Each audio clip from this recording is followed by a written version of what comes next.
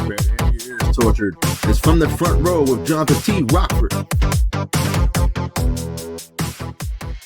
Yo, Flip, I'm telling you right now, there's a difference between being great and not being great. If you have to tell somebody that you're great, you ain't that fucking great. I mean, the proof is in the pudding. I mean, if you're great, everybody's going to know it. You don't have to say nothing. I mean, it's like, hey, how you doing, folks? It's me, Johnathan T. Rokford, here with another edition of From the Front Row, folks. And before we get started, folks,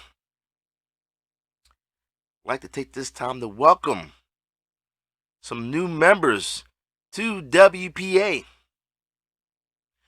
Now, I don't know what your names are. I just know there's some new people that are here now. And this will be the first time you see this show. You're welcome. Now, of course, as always, we start off with the Game Changer Championship. And for those that are not in the know, the Game Changer Championship is the most defended title in WPA. It is the only title where well, I guess I can't say the only title, right, Flip? I'll put it this way. It's the only title that the admin tends not to get involved in unless you fuck up. So once again, exactly. So, in saying that, folks, Game Changer title was on hand, and we had the Master Sean Puff take it on our world champ, the Tesseract. Now, because of some late calls and the Booker, for once having a heart, the Sean Puff did want the Tesseract as an opponent, but the standard Starling J interjected herself, because she's fucking nosy, into another match where she was not prepared, and she was immediately eliminated from that match. And the Master Sean Puff and Tesseract went on, and I honestly did not know that candy corn could stick in your back like that. Flip, did you? No? Yeah, it can. That shit was hard. And it must have been that stale shit from last year. I don't know where they got it from. No, I don't. But in the end, the Master Sean Puff was forced to succumb to the power and expertise of the Tesseract. And the Tesseract, folks, is your new Game Changer champion. That means we don't have to see any more videos from the Master Sean Puff calling out any opponents. You'll probably still see videos, but it shouldn't be that long, folks. I mean, really, honestly, what more could he say? Now, of course, we had some people on commentary. We had Needles Kane on commentary and Money on commentary, since their opponents were too chicken shit to show up to the fucking match and compete. And folks, I'm going to give you a heads up. You keep not showing up to matches, you could lose your job. Just saying. Now, our first official match was South Bronx Savage versus the Emperor 2K Anomaly versus Crusher LB. And South Bronx Savage brought true violence in this triple threat match, as always, and was able to pin the Emperor 2K Anomaly to pick up the win. You know, some of these people just pick and choose when they're going to show up, Philip. I mean, there's no consistency whatsoever. I don't know how you expect to move up in the rankings if you don't show up to a fucking match. I mean, if you don't want to participate, you know, there's a there's your door. But I highly encourage you to participate. It can be fun. Nothing wrong with a little competition. Now, our next match saw Johnathan taking on the Forgotten One, Matty Ice. And once again, Matty Ice forgot how to win, as Johnathan was able to pick up the pin and defeat him. It's good to see him win. I mean, after that World Championship run, although short-lived, it's nice to see him getting to the win, getting the win, kind of stay there. Yeah, but well, I don't know. No, I don't use Blue Chew pills. Why? Why would you ask me that? I know they was our sponsor one day, but hey, bills got to get paid, and WPA doesn't pay that much. Now, our next match featured the Standard Starlin J versus Katzen _ Corey. And the match ended in a double countout as it spilled out into the floor, and the two went brawling at it. She had something to prove. And granted, it was a double countout, but well, we'll just count that as a loss for her. I mean, really. At this point. Are we surprised? No. Now, the second half of that It couple was facing Big Mel, as Big Mel took on El Plano Yason Edis.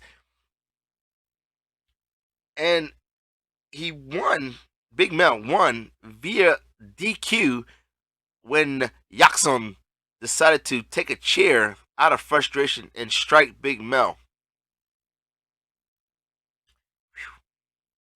I hope he's okay. I mean, Jackson couldn't help it. What? Why am I saying it like that? I mean, El Plano Jacksoneris. It's spelled the same way as Buenos Aires. Buenos Aires. I know I don't habla español. Flip? Shit. Well, not that much. Poquito. But Big Mel picked up the win. That's what, his second win?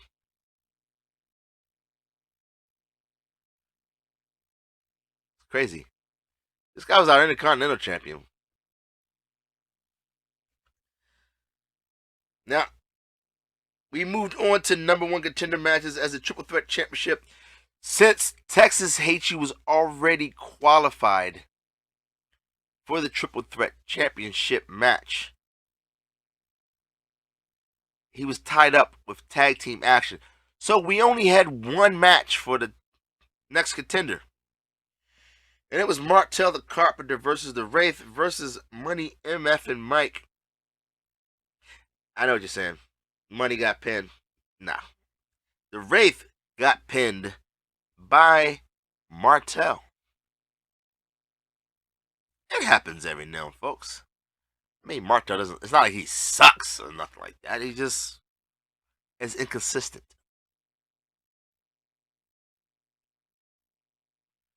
Now, our next number one contender match was for the determine who would go and face our television champion. And we had Frankie Bones taking on Lycan Umbras and Donnie Boy.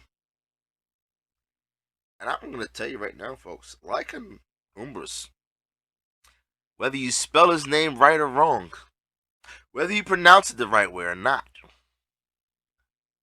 whether he does a short tail or a long tail,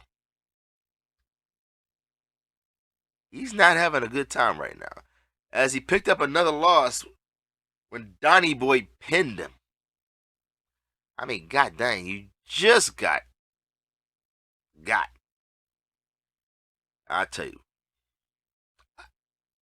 you might want to go reevaluate life. Obviously, that werewolf form of you is not that strong, or people have silver bullets readily available. Just saying. Now, our next number one contender match was to determine who would go on to face the Intercontinental Champion, and we had flabby ass Eddie Concarney versus what? Oh yeah, it is badass Eddie Vendetti. Well, who wrote that in the book then? That is spelled totally wrong. No, Flip, I'm dead serious. It literally says flabby ass Eddie Concarney.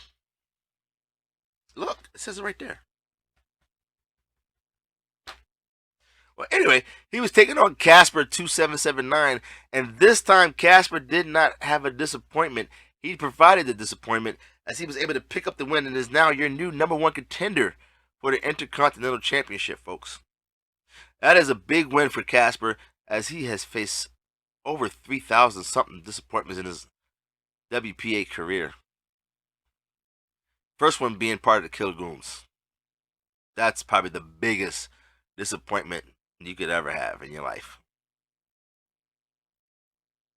I said what I said. Now, we moved on to championship action as the Trios champions Sinister were in action under controversial and precarious situation as the higher power, Messiah, did show up to help defend the titles, but they used the Darkstalker to team with them because, well, Shona was tied up with a title match. So it was Jermaine Walker and the Darkstalker and the Messiah versus Quanty Fist, the Super Champion King, and the Prince of Crime Delirious, who have in the past made a great team, folks. And they gave the champions hell, folks, to the point where it ended in a double countout when all the competitors spilled out onto the floor and proceeded to fight on the floor and did not make the count. The legal guys didn't make the count back into the ring. But still your Trios champion, Sinister. Which should make Jermaine happy because that means he still has a title until Full Gear. If he happens to get it back. Hey folks, nothing in WPA is guaranteed. And honestly, when he's showing chinks in his armor, folks, it's almost like he's scared. But I won't say he's scared. That's not my opinion. It's word around the locker room that, from what I hear, that he's showing a little fear there. He's worried that he might not be reclaiming that title no time soon. Because, folks, this is his cash-in, folks. He doesn't get his title after this. He's going to have to wait a minute. I mean, I'm pretty sure he'll be entering into contender matches and stuff, but he's going to have to wait his turn, folks. Move to the back of the line. It'll be like waiting in a 10 items or less line, and the lady in front of you has 20 items and won't move. What? No, I don't know what that means. That's all I can think of. Our tag team champions were in action, and this was the agency James Altrez and Texas Hate You. Our tag team champions taking on the Order, Matt Blakely and Red Death. And folks, the match went on, it seemed like for an eternity. I mean, it was longer than a freaking M. Night Shyamalan movie. You ever seen The Village? Yeah, don't go see that shit. You'll hate it. And it went to a time limit draw, folks. I mean, it was some good matches, folks. Close matches that the champs just couldn't put their opponents away. Speaking of under, you ever wonder what's under that one table in the catering? It's always got a tablecloth on it. None of the other tables have a tablecloth, but that one. Yeah, I tried to look, but the freaking admin yelled at me. They're hiding something under that table. Mark my words. Now, our triple threat champion Luna was in action versus DJ Tech and Brasshole. And folks, DJ Tech was able to pick up the win when he hit the remix on the Brasshole. You know, if you got a Killer Goon in one of those title matches, it's almost a given they're getting pinned. It's a given. Speaking of which, our television champ Chrysalis was in action, and folks, uh, he retained his title against the Master Sharp and Puff on another time limit draw. Some people just don't know how to. They don't have the killer instinct. But that's what it is. It's like watching Freddy get run over by a fucking semi. You know, the semi probably saw the frog there. But did it care? No. Ran that sucker over. Hashtag roadkill. Speaking of frogs, make sure to stop at Fat Thomas Barbecue. They got some beautiful frog legs and some nice little Fat Thomas barbecue sauce. Mwah! Picasso. Now we move on. As our ladies champion, our international champion, Lady Assassin, was in action against the First Lady. And if you remember, the last time they faced each other, Lady Assassin dominated the match. But we would not have it repeated that, as the First Lady, Alexa Leslie, was able to overcome anything Lady Assassin threw at her and picked up the win, and is now, once again, your women's international champion, folks. You know, you would think, since she won the title, you know, and the Kingpin has the U.S. title, that would make them a power couple. But wait, we'll get to that in a minute, folks. As JP DiMaggio was taking on the sponsored athlete, Jay LeMasters, folks. And I don't know how many times I got to say it, folks. I mean, Jay LeMasters is hard to beat. That's Jermaine Walker. It took him, what, 5 tries to beat the guy? He's not an easy mark, folks. And it wasn't Wednesday. So he was ready to go. And he is now our new United States champion. And we patiently await who will be his first opponent. And for those who are new to the page, that is one luxury of being the U.S. champion. You can actually call out your opponent.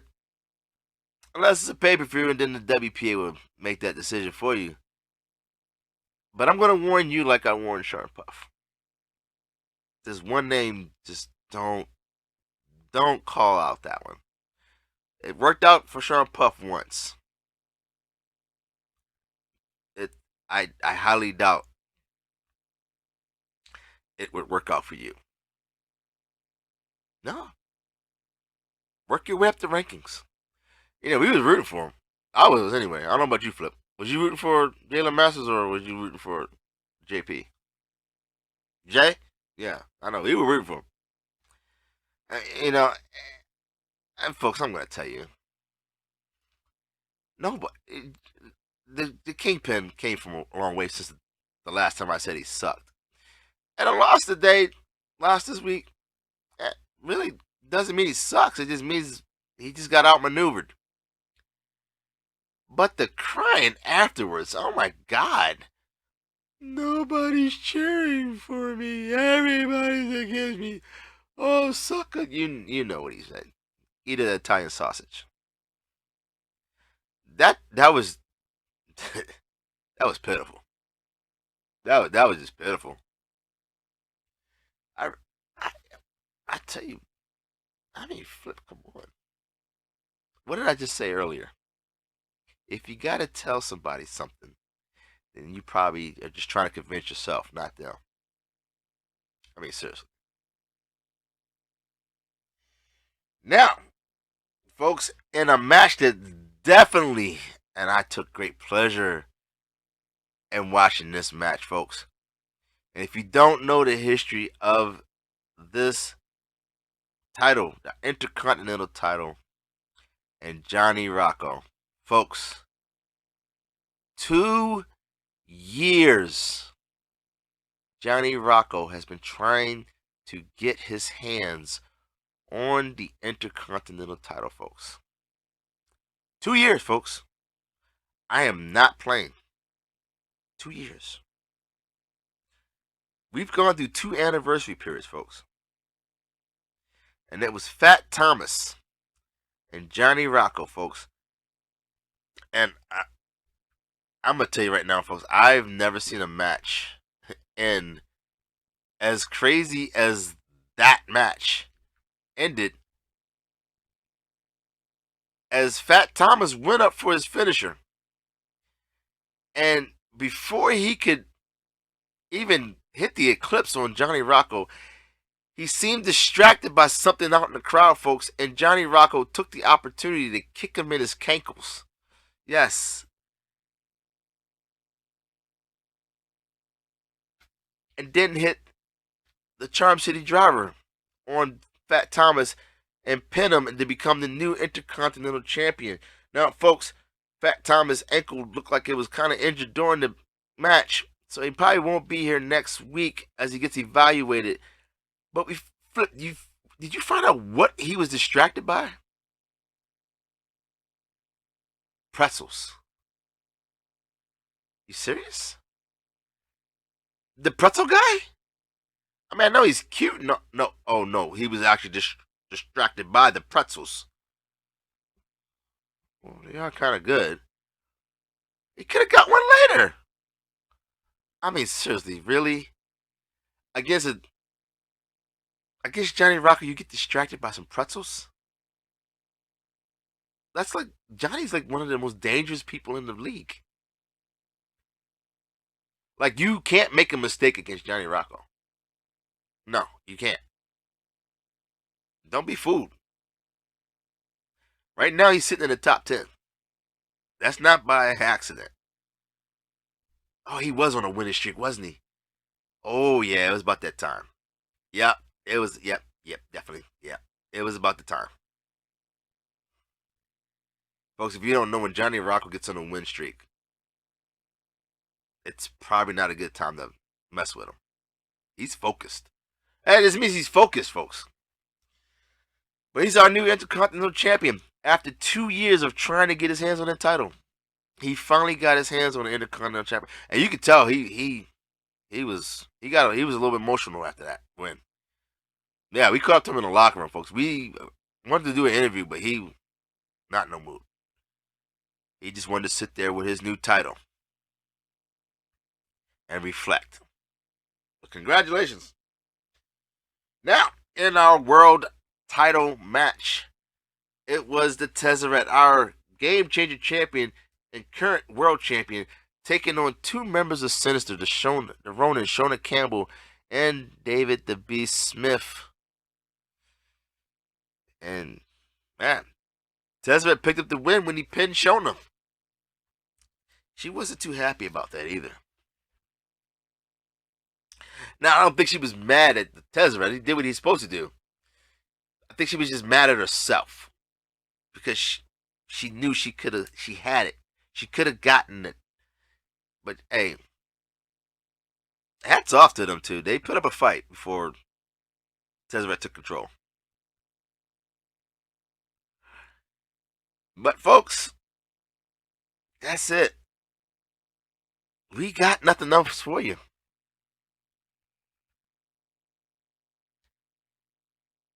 It's daylight savings time. We're back an hour. Did you see their bar still closed at the regular time? Like, as if it was 2 o'clock? Fucking idiots. They still owe me an hour. What? Do I want to go to Fat Thomas barbecue? Hell no. Bro, no. Flip, you gotta do everything in moderation. Okay? Everything. You want some brownies? Yeah, I'll go for a brownie. Yeah, sure. Go get it. So, folks, that's all we got. Me and Flip are going to eat some homemade brownies, I guess. Remember, folks, don't drink and drive. It's not worth it. Make sure you hug your loved ones. And as always, pick up the phone and call that friend that might need to hear your voice. Could be a saving grace in their lives. I'm Johnathan T. Rokford, folks. Stay tuned for Philip. He will be making his pick of the week. This one's going to be hard. I don't know who he picked. Sometimes I know who he picked, but not this time. I couldn't even tell you. I'm out.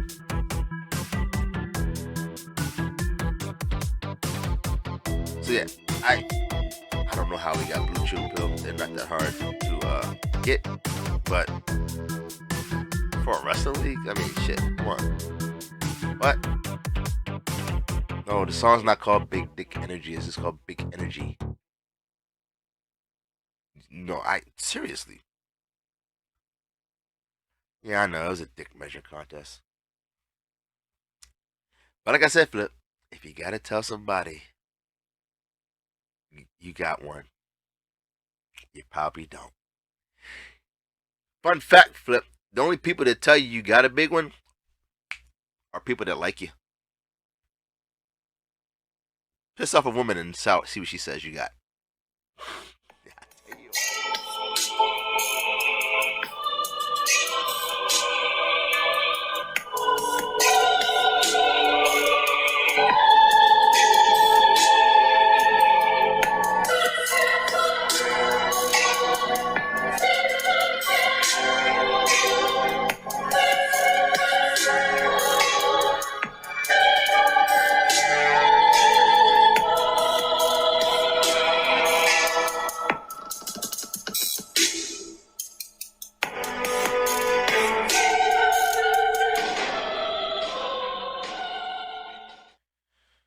Hello, WPA.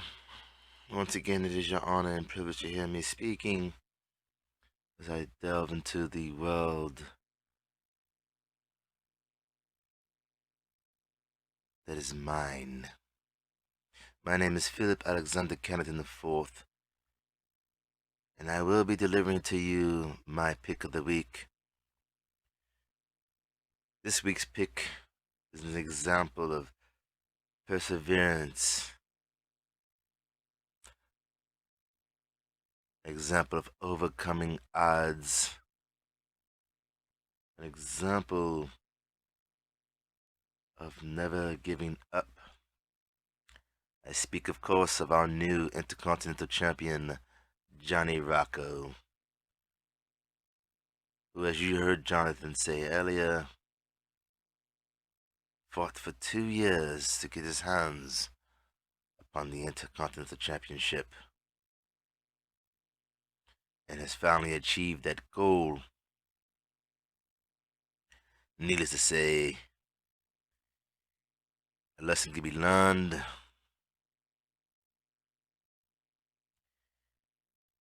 I've watched as he's been pitted against competitor after competitor, sometimes coming up short, sometimes persevering, to the point now where he's in the top 10, and now Intercontinental Champion. A lot could be said for having that kind of grit.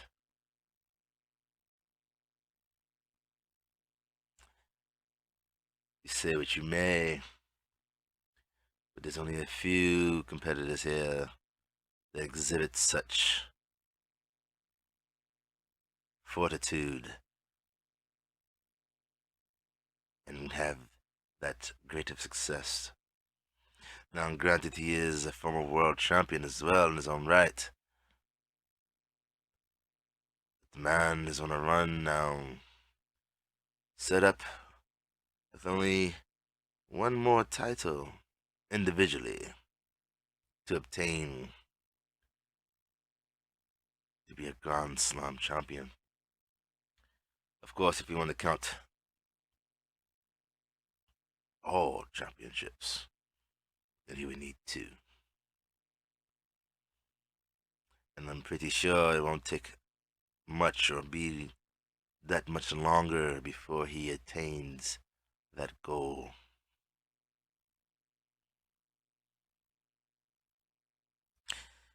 But that is all I have, folks.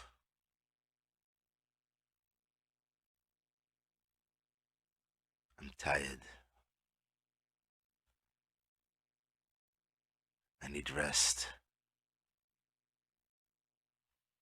We're in this flu season, and granted, I have had my shots. It's very vexing.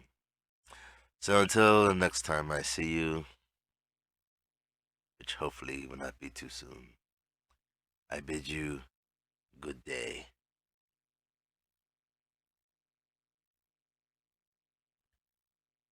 I said good day.